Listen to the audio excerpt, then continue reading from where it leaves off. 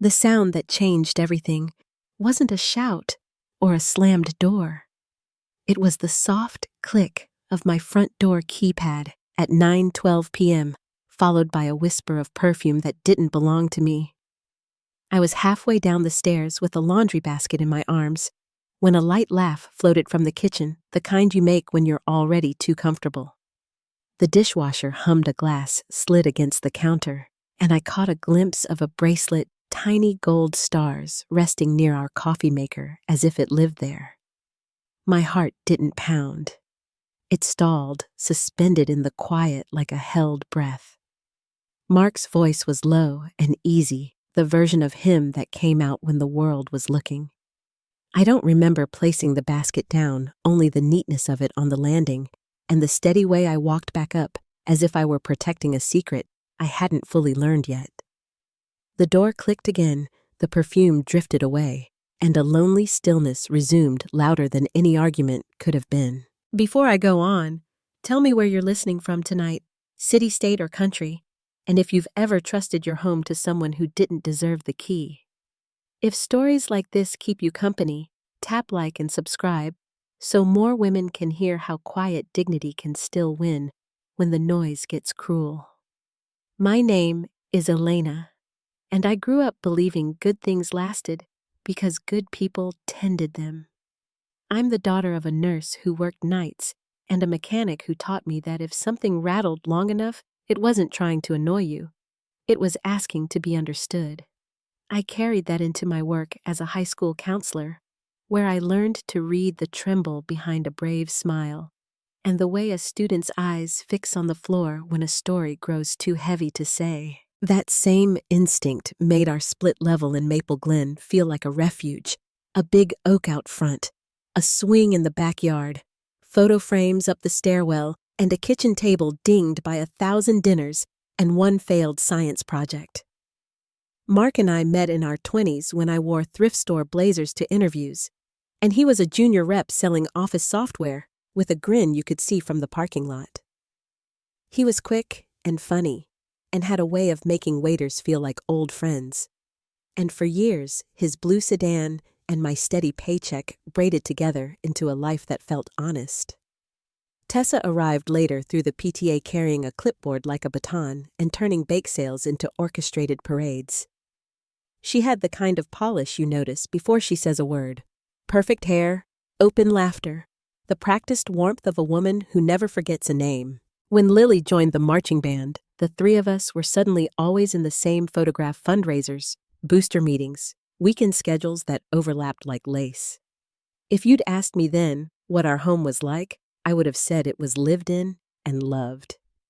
Mark's travel picked up with his promotions, and he joked that airport coffee counted as a food group. He'd kiss my hair, promise to FaceTime from the hotel, and send me photos of city views that all looked the same. The money got better, the suits got sharper, and we learned the rhythm of departures and returns. His rolling suitcase parked by the door, his careful stacks of receipts, the way Lily ran through the house before curfew. Her laughter, a reminder that not everything had to be organized to be good. Walter came by most Sundays with a toolbox he insisted we might need, even when nothing was broken. He could fix almost anything except the silence that started creeping in between Mark and me. I noticed it first in little edits to our rituals. Mark stopped asking me to proof his expense reports, saying the new software made it easy, but I'd sometimes find a folded receipt, 2 drinks, 1 appetizer pressed into the pocket of his suit jacket. He stopped teasing me about my habit of labeling leftovers, and somehow that hurt more than the teasing ever did. Tessa began staying later, after events, offering to help clean up long after the last parent left, moving around my kitchen like she knew where we kept the good glasses. I told myself it was convenience proximity adult schedules that didn't always align. When you care about stability, you learn to put a soft cloth over your doubts and call it grace.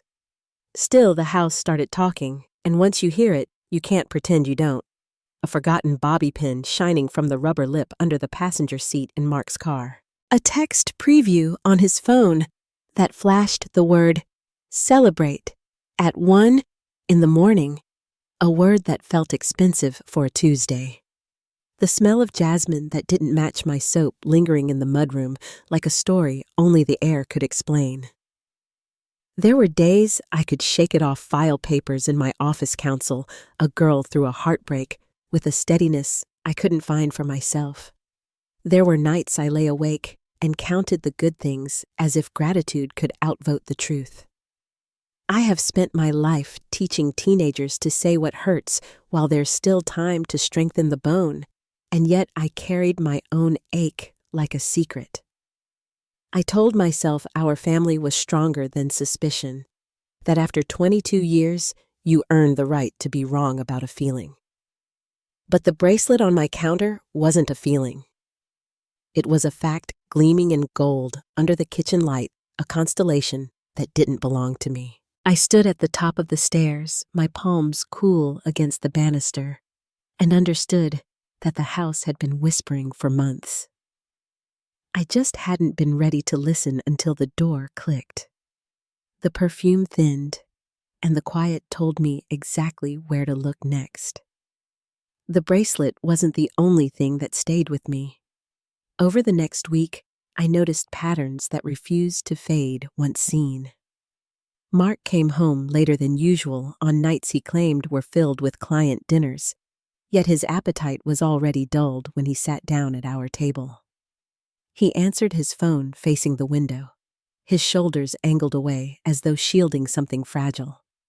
Each small act could have been explained, but together they rang like distant bells, calling me toward a truth I wasn't ready to face. Tessa became part of that rhythm, slipping easily into spaces that should have been mine. She lingered after meetings, leaning against my kitchen counter with her bracelets chiming, laughing in a tone softer than what she used at the community hall. She began to call Mark directly with questions that had little to do with events. I caught her once in the driveway, hand brushing his arm as she passed him a folded paper, and though I smiled and waved, something heavy settled in my stomach. It wasn't just friendship anymore. There was a familiarity in her gestures, a confidence that suggested ownership. At first I told myself it was nothing. Long marriages survive by choosing which shadows to ignore, and I convinced myself I was simply tired, stretched thin by work and Lily's senior year deadlines. But then came the weekend barbecue, a casual gathering of neighbors on our back patio. Mark stood by the grill, spatula in hand, and Tessa was beside him arranging buns as though she lived there. She reached for his shoulder to steady a tray, her hand resting a moment too long, her laughter spilling into the air like a private signal. I watched from the sliding door, my chest tight, realizing I was the only one who seemed to notice. Even Lily picked up on the shift, though she didn't understand it. "Mom," she whispered later that night, "why was Mrs. Grant here so late? Everyone else left hours before." I brushed her hair back and told her Tessa just liked helping, but the words tasted like lies. My daughter saw the hesitation in my eyes, and I hated that I had no better answer for her. A child should never feel the ground shifting under her family's feet. Mark grew short-tempered when I asked simple questions. If I wondered why his receipts didn't match his calendar, he snapped that I didn't trust him. If I asked about Tessa's late-night texts, he claimed they were about a fundraiser. His voice carried that brittle edge of practiced irritation, the tone that turns the accused into the problem. I began to doubt myself, wondering if I had become suspicious without cause, the kind of wife who saw ghosts in harmless gestures. Yet each new sign reminded me the ghosts were real. The nights grew quieter between us. Mark scrolled on his phone until long past midnight, the glow reflecting across the sheets, while I stared at the ceiling and counted the seconds between his sighs. He stopped asking me about my day, stopped noticing when I wore a new blouse or left a light on in the kitchen. Our conversations dwindled to bills, Lily's schedule, and the logistics of his trips. Marriage is supposed to be a partnership, but ours felt like a performance where I no longer had lines to speak. It was Walter who unknowingly deepened my suspicion. One Sunday, while Mark dozed on the couch, his father leaned against the porch railing with me and said, That Tessa sure has been around a lot. Reminds me of when your mother-in-law used to fuss over the mailman just to make your father jealous." He chuckled, unaware of the knife twisting in my chest. I forced a smile, but inside, I heard the truth others could see what I was too afraid to name. The first true crack came with a voicemail meant to sound casual. Mark had left his phone on the counter, and while I loaded the dishwasher, I heard the chime. Tessa's voice filled the room light, playful, thanking him for last night's wine and reminding him to delete her message. My hands froze in the suds. I replayed it 3 times, memorizing the cadence before the sound of his footsteps on the stairs forced me to close the phone and steady my breathing. I kissed his cheek when he entered my lips, brushing skin that suddenly felt foreign. From then on, the mask of our marriage grew harder to hold. Mark would glance at his phone during dinner, smothering a smile while I pushed food around my plate. Tessa began to show up with excuses that grew thinner each time, returning a dish she'd borrowed months earlier, dropping off flyers that could have been emailed asking for Mark's help moving tables for an event when plenty of volunteers were available. Each visit stretched longer, and though I kept my voice polite, my silence deepened. She walked through my kitchen with the ease of a woman rehearsing for a role that wasn't hers yet. The final straw before my doubt turned to certainty was a hotel receipt tucked into Mark's jacket pocket. It wasn't from a city he traveled to for work, but from the next town over a mere 40-minute drive. The room was billed for 2 guests. I held that slip of paper in my palm, the ink smudged at the corner, and felt the last of my excuses crumble. The story I had told myself of long hours and innocent friendships collapsed under the weight of numbers that couldn't lie. That night, I set the receipt in my nightstand drawer hidden beneath an old scarf and lay awake listening to the quiet house. Every detail replayed in my mind: the bracelet by the coffee maker, the voicemail, the laughter at the barbecue, the receipt. Each piece clicked together like stones, forming a path one I couldn't turn away from anymore. The first crack was no longer a suspicion.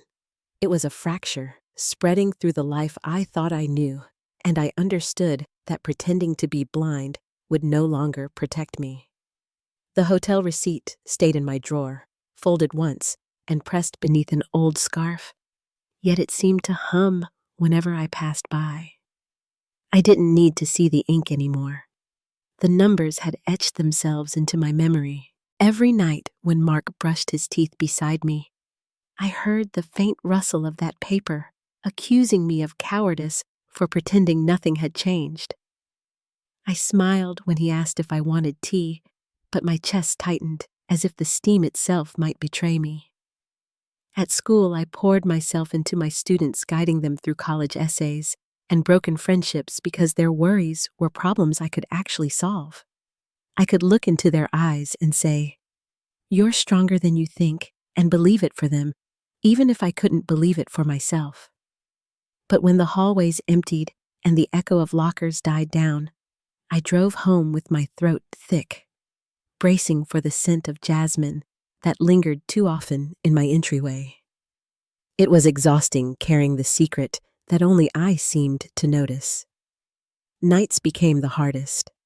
Mark's suitcase leaned against the wall, more often waiting for another trip, while I waited for his absence to give me peace.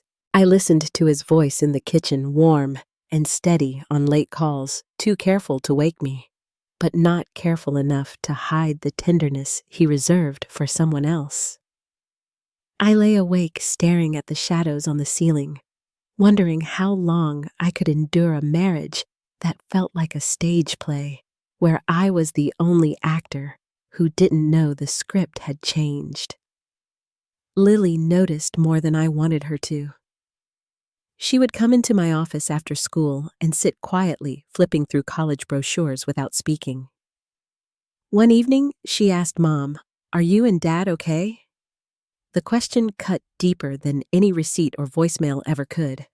I smoothed her hair, told her not to worry, that senior year was just stressful for all of us. But I saw the flicker of doubt in her eyes, the same doubt that haunted me every time I caught Mark staring at his phone with a smile that wasn't meant for me. Even Walter began asking questions in his gentle, clumsy way. One Sunday afternoon, while Mark ran out for errands, he lingered in the kitchen doorway with his cap in his hands. "You're looking tired, Elena," he said softly. "Mark's been gone a lot. You sure you're all right?" I nodded, busying myself with the dishes, unwilling to let him see the tears pressing behind my eyes. His words were kind, but they felt like confirmation that the cracks I tried so hard to hide were now visible to everyone around me. The cruelest part was how ordinary everything looked from the outside. The yard was trimmed, bills were paid. Lily went to school, dances, and we still hosted neighbors for coffee. Yet inside me, the silence grew heavier with each passing day. I stopped playing music while cooking, stopped leaving notes in Mark's suitcase, stopped asking about his trips. My gestures shrank like a plant pulling inward when it senses frost. It wasn't dramatic or loud. It was survival, a quiet withdrawing into myself, while the two of them, my husband and my friend, lived a lie in plain sight. I found myself rehearsing conversations I never spoke aloud. In the shower, I imagined slamming the receipt on the counter, demanding answers, watching Mark stumble for excuses. On my commute, I practiced words I wanted to throw at Tessa, each one sharper than the last. But when I pulled into the driveway and saw their cars parked so neatly, my resolve melted. I couldn't risk a scene, not with Lily under our roof and Walter stopping by every week. So I swallowed my fury and wore silence like a heavy coat, invisible to anyone who wasn't looking closely. Some evenings I walked through the neighborhood just to avoid sitting across from Mark at dinner. I watched porch lights flicker on, heard the faint hum of televisions through open windows, and wondered how many other women were doing the same, carrying betrayal quietly because speaking it out loud felt impossible. The air grew colder as autumn settled in, and with each step I tried to match my breathing to the rhythm of my shoes, anything to keep the ache inside me from spilling out. I began writing in a small journal I kept hidden in my desk drawer at school. The words weren't poetry or polished entries, just fragments of thoughts I couldn't say aloud. Receipt 2 guests, her laugh in my kitchen, Lily's question. Each note was a wound pressed into the page, proof that I wasn't imagining the unraveling of my life. When I read back through those scribbles, I realized how much of myself I had already lost to silence. My pain wasn't just about them, it was about me disappearing in plain sight. The nights stretched longer, and I felt myself breaking in quiet ways. I cried only when the shower drowned out the sound, leaning against the cool tile until my body stilled.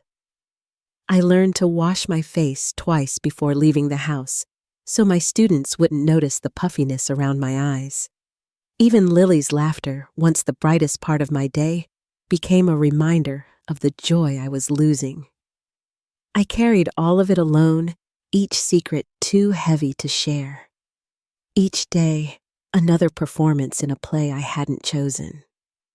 Still beneath the grief, something small began to stir.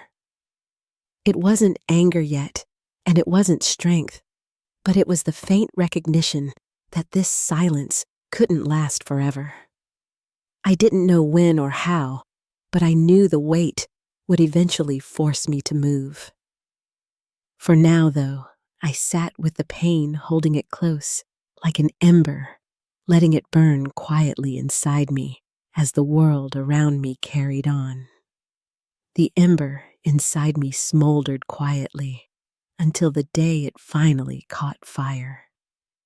It wasn't one grand discovery, not another receipt or careless voicemail.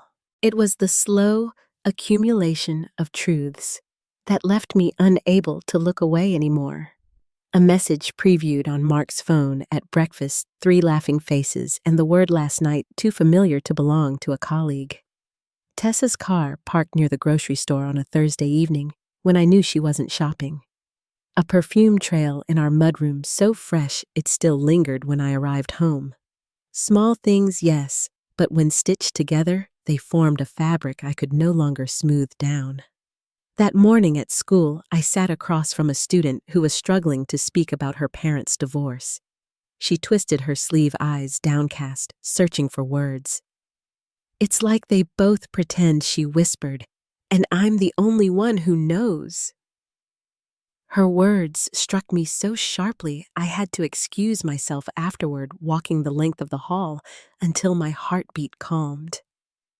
In her voice, I heard my own, the voice I had been silencing for months.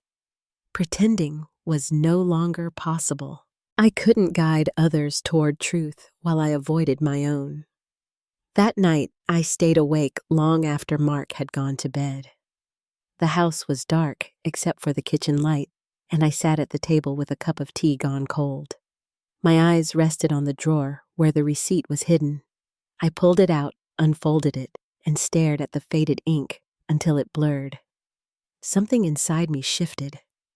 The grief that had pressed down on me for weeks gave way to a sharp clarity. I didn't need to explode or shout. I needed to be deliberate, careful, and stronger than either of them realized. The realization came quietly, but it rooted deeply. I could not live as their shadow any longer. The next days, I moved differently. Mark noticed, but couldn't name it. He asked if I was feeling well, and I answered simply, "I'm fine," though my tone was steady in a way that unsettled him.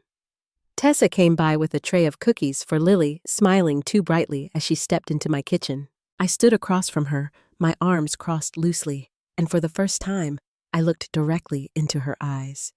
She faltered for just a second, her laugh a fraction too loud, and I saw that she recognized it too. I was no longer the accommodating friend who looked away. I was awake now. I began keeping my own quiet record, not in fragments scribbled between counseling sessions, but in deliberate detail. Dates when Mark said he was traveling matched against Tessa's sudden absences from neighborhood meetings. Receipts tucked carefully into a folder in my desk at work. Notes on times, places, and words that no longer added up. I wasn't searching for proof anymore. I already had enough. I was building a foundation steady and undeniable so that when the time came, I would not tremble under their denials. For the first time, my silence felt like power instead of weakness. Evenings at home grew strange. Mark tried to draw me back with casual gestures, setting a glass of wine by my chair, asking about my day in a voice that skimmed the surface. I answered politely, but without warmth. He shifted in his seat, as if unused to my distance, his brow furrowed when I didn't laugh at his small jokes. Tessa, too, seemed to notice.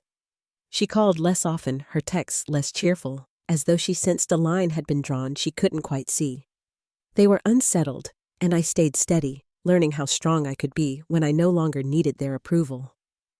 One evening, Lily came into my room, holding her laptop close. "Mom," she said softly. Mrs. Grant commented on Dad's photo from his trip. Why would she write "missed that view already" if she wasn't there? My breath caught, but I smoothed her hair and told her not to worry. "Sometimes people say things that don't mean what they sound like," I said gently. But inside I felt the last of my doubt dissolve. Even my daughter, without knowing the whole truth, could see the thread unraveling. Protecting her from the ugliness would take strength, and strength required honesty with myself first.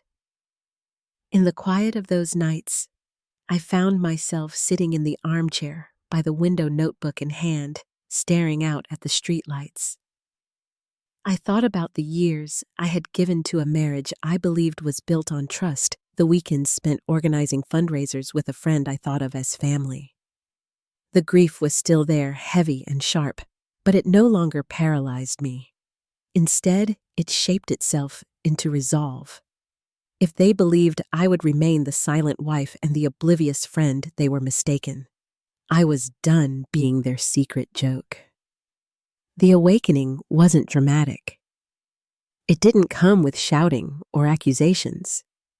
It was the simple, steady truth that I carried into each day I could not and would not ignore what was happening. Every smile from Mark felt brittle now. Every visit from Tessa edged with fear I refused to mask. My silence was no longer surrender.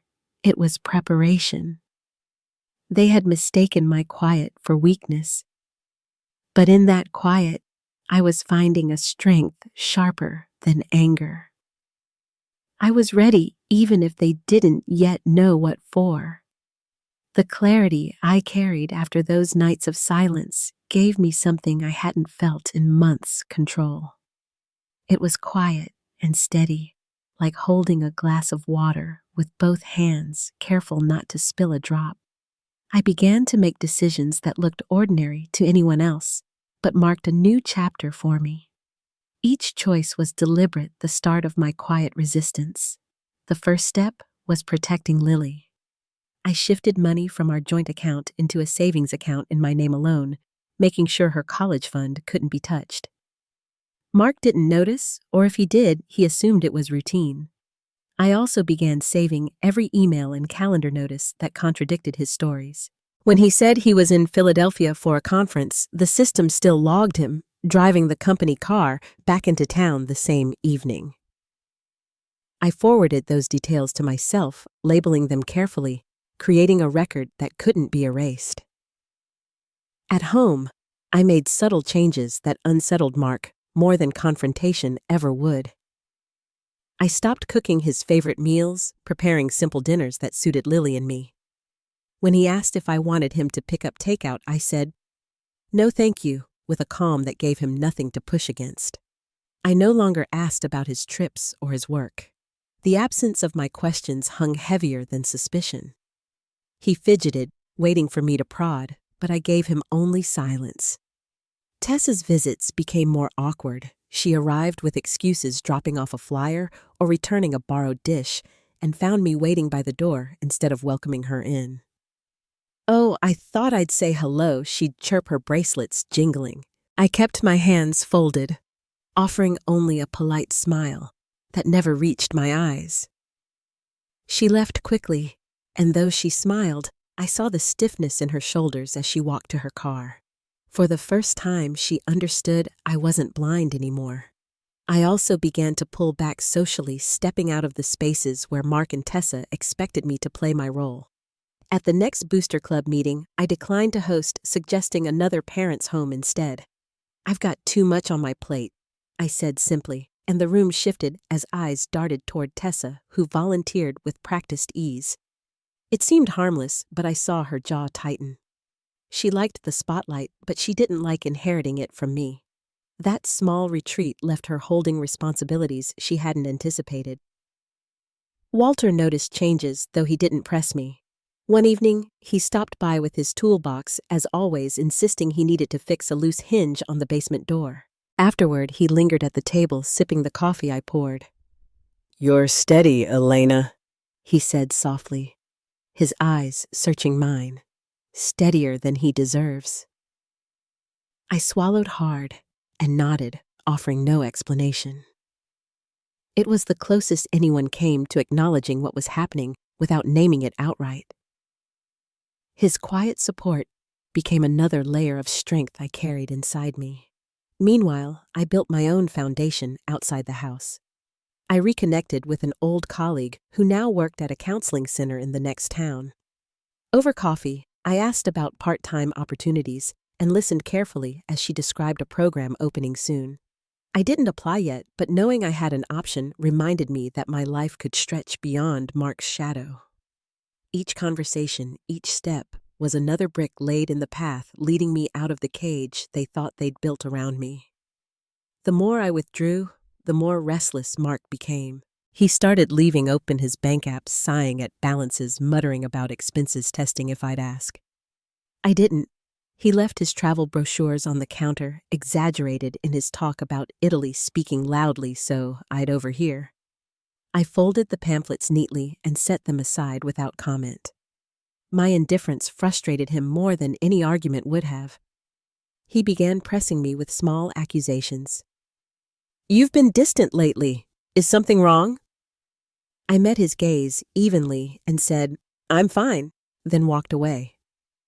The steadiness in my voice left him unsettled because it offered no foothold for his games.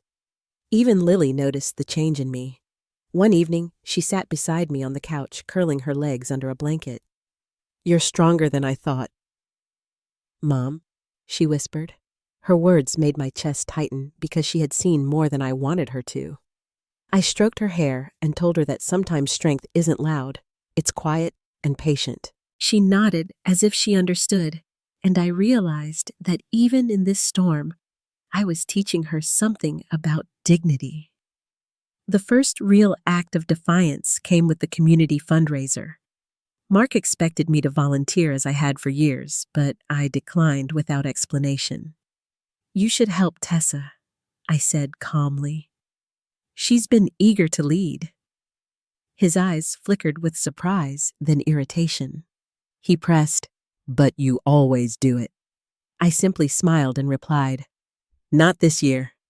That single refusal carried more weight than a dozen arguments. For the first time, I saw the mask slip. He wasn't just surprised, he was threatened by my withdrawal. That night, he tried to charm me back, pouring a glass of wine and sitting close. "You're not yourself lately," he said softly. I met his gaze and answered, "I am myself. Maybe for the first time in a while." He searched my face, but I offered nothing more. The silence stretched until he finally stood and walked away, leaving the wine untouched. My calm had become my shield, and he couldn't pierce it. From then on, I carried myself differently. I no longer felt like the woman shrinking under betrayal. I was steady, deliberate, shaping a quiet strategy that neither of them could see. Each choice, financial, social, emotional, was a stitch in the net I was weaving. They thought they still held the threads of my life, but piece by piece I was reclaiming them. My silence wasn't submission anymore. It was preparation, and every day brought me closer to the moment when their world would break under its own weight. The house felt different once I stopped trying to cover the cracks. My silence had unsettled Mark, but now it began to wear on Tessa too. She called less often, and when she did, her voice carried a tightness as though every word was weighed before she spoke. I knew they were waiting for me to lash out, to make a scene, to hand them an easy excuse for their behavior. Instead, I gave them patience, and that patience became its own form of pressure. The breaking point came at a neighborhood gathering one Friday evening. We were at the Martins' home, their backyard lit by strands of soft bulbs, music drifting low across the patio. Mark stood beside Tessa near the buffet table, their heads leaned too close, their smiles rehearsed. I joined a small circle of parents, keeping my voice light, but my eyes followed them across the lawn. When Tessa reached for his wrist to emphasize some joke, her hand lingered longer than anyone else's would have. A couple of neighbors glanced at one another, their expressions shifting. In that moment, I realized their secret was no longer only mine to carry. The performance had cracks visible to others, too. Later that evening, while Mark fetched drinks, one of the mothers leaned toward me. Her voice was careful, almost apologetic. "Elena, are you all right?" she asked softly. I smiled, nodded, and redirected the conversation, but her question confirmed what I already knew. People had noticed. I didn't need to expose them with anger. The truth was beginning to show itself without my help. Still, I wanted clarity, something undeniable, before I made my next move. That chance came a week later. Mark had left his laptop open on the dining table, claiming he needed to shower before a call. I sat nearby sorting Lily's college papers when the screen blinked awake with a new message. It wasn't explicit, just a line from Tessa thanking him for a perfect evening, followed by a heart. My hands remained steady as I clicked the corner of the screen, opening the thread. The words scrolled upward, filled with small intimacies, references to shared meals and stolen moments that stretched back months. There it was, the final piece of evidence I hadn't even needed to seek. They had built their own record of betrayal, and now it sat glowing on my table. I didn't cry, not this time. Instead, I took out my phone and quietly photographed each message one by one, careful not to disturb a thing. When Mark came back into the room, I had already returned to Lily's papers, my face unreadable. He glanced at his laptop, then at me, his eyes narrowing for just a second before he plastered on a smile. I knew then that he sensed something had shifted. The balance of power was no longer his. The following days carried a strange energy. Mark grew short with me, snapping over small things, then circling back with forced kindness. Tessa avoided me altogether, skipping a committee meeting she had once organized with zeal. I kept my tone calm, my movements measured, as though nothing had changed. Yet inside, I felt the stillness of a storm just before it breaks. They were unraveling, and all I had to do was let it happen. The confrontation arrived sooner than I expected. It was a Sunday afternoon when Tessa stopped by unannounced, claiming she had a question about the next fundraiser. Lily was at a friend's house, and Walter hadn't come by. Mark hovered in the kitchen, uneasy, while Tessa stood in my doorway, clutching a folder too tightly. "Elena, can we talk?" she asked, her voice too bright. I stepped aside, gesturing her in, and watched as she and Mark exchanged a glance heavy with unspoken fear. We sat at the table, the folder unopened. Tessa began with rehearsed pleasantries, her laugh brittle, while Mark busied himself at the counter. I let the silence stretch until her smile faltered. Finally, I spoke, my voice calm but firm. "I know." The room went still. Tessa's eyes darted to Mark, then back to me. "Elena, she started, but I raised a hand to stop her. "I've seen the messages. I've heard the lies. You don't need to explain." My words were measured, not shouted, but they carried the weight of every sleepless night, every hidden receipt, every whispered suspicion. Mark turned, his face pale. "You went through my things," he snapped, reaching for indignation he didn't feel. I met his gaze steadily. "You left them out," I said simply. "You both did." His mouth opened, then closed. No excuse, forming fast enough to fill the silence. Tessa's composure cracked, first her voice breaking, as she muttered something about a mistake and confusion. I stood gathering Lily's college papers into a neat stack and said, "You can both leave now." The finality in my tone ended the conversation more completely than any shouting match could have. Tessa left first, her heels clicking quickly across the tile, the front door closing too loudly behind her. Mark lingered, his fists clenched at his sides, his chest heaving. "You think you can just push me out?" he demanded. I looked at him, steady as ever. "Not yet," I said quietly. "But soon." He stared at me as though he no longer recognized the woman before him. Perhaps he didn't. I wasn't the Elena who had smiled through doubt and carried betrayal alone. I was someone new, someone prepared to dismantle the lies that bound us.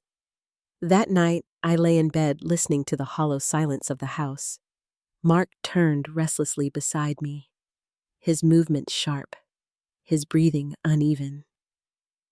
I felt no urge to comfort him, no pull toward reconciliation.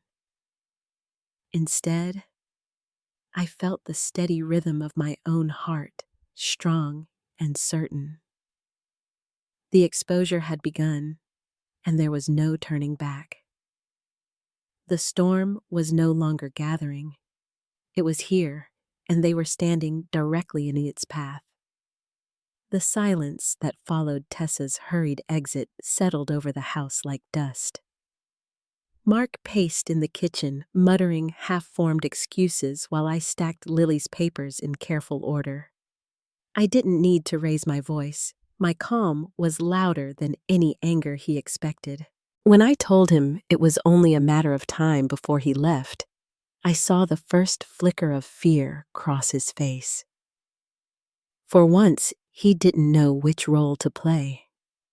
The charm, the temper, the wounded victim, none of them fit anymore. He stormed out for a drive, and I sat alone at the table, steady and certain. In the days that followed, the unraveling began quickly. Mark tried to act as though nothing had changed, but his effort was clumsy. He filled the air with forced conversation, leaving his phone face down on the counter, as though that might erase the past. When I didn't respond, his tone grew sharp, accusing me of coldness, of tearing apart the family. I answered only with silence, and that silence drove him restless. He started calling Tessa less often, and she began avoiding neighborhood gatherings altogether. Their alliance had been bold when hidden, but under the weight of exposure, it fractured almost overnight. It wasn't long before whispers began spreading through Maple Glen. At the grocery store, I felt eyes linger a moment too long. At church, an older neighbor placed her hand on mine and said quietly, "You're stronger than you know." I realized then that their secret was no longer confined to our walls. People had noticed the closeness between Mark and Tessa, and now with her sudden absences and his constant agitation, the story had begun writing itself without my help. I didn't need to ruin their reputations. They were unraveling them on their own. The fundraiser sealed it. Tessa had taken the lead after my refusal, and the night should have been her triumph. But Mark showed up late, his tie crooked, his voice too loud, as he tried to charm the room. Tessa barely looked at him. When someone asked her about the silent auction items, she brushed past him as if he weren't there. I watched from a distance, helping a few parents set up chairs as their cracks showed in public for the first time. The people who once admired them now whispered with raised eyebrows, and I kept my smile small, content to let the moment breathe. At home, Mark finally broke. One evening, he slammed his fist against the counter and demanded, "What do you want from me?" His voice shook not with anger, but with desperation.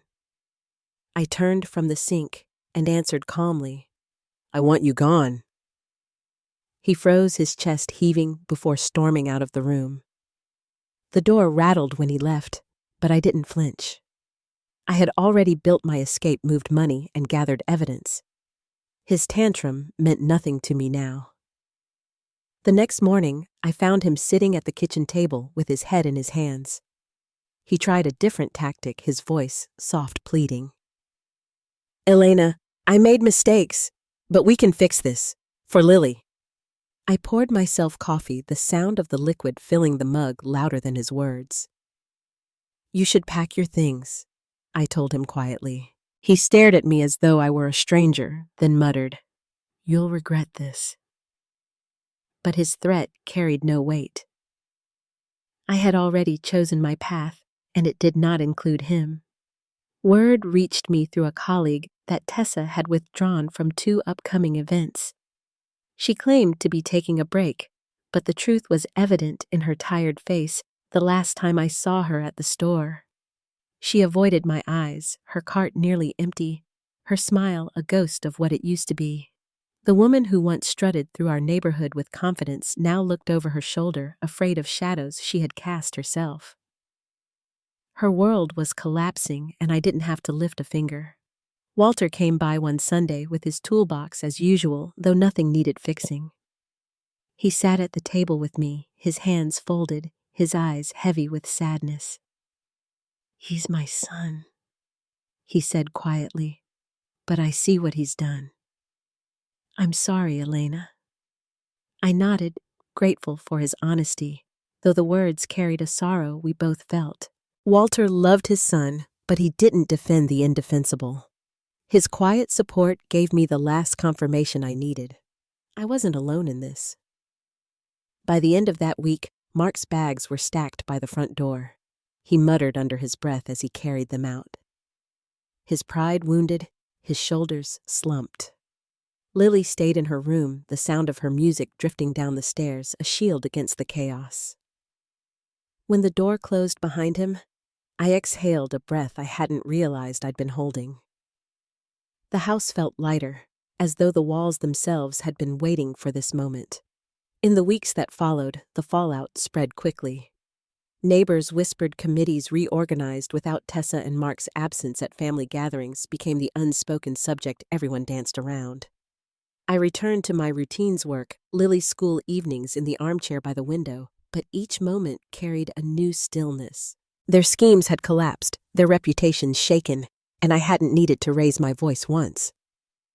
Justice had found them not with fire, but with silence and truth. The house grew quieter once Mark's footsteps no longer echoed through the halls.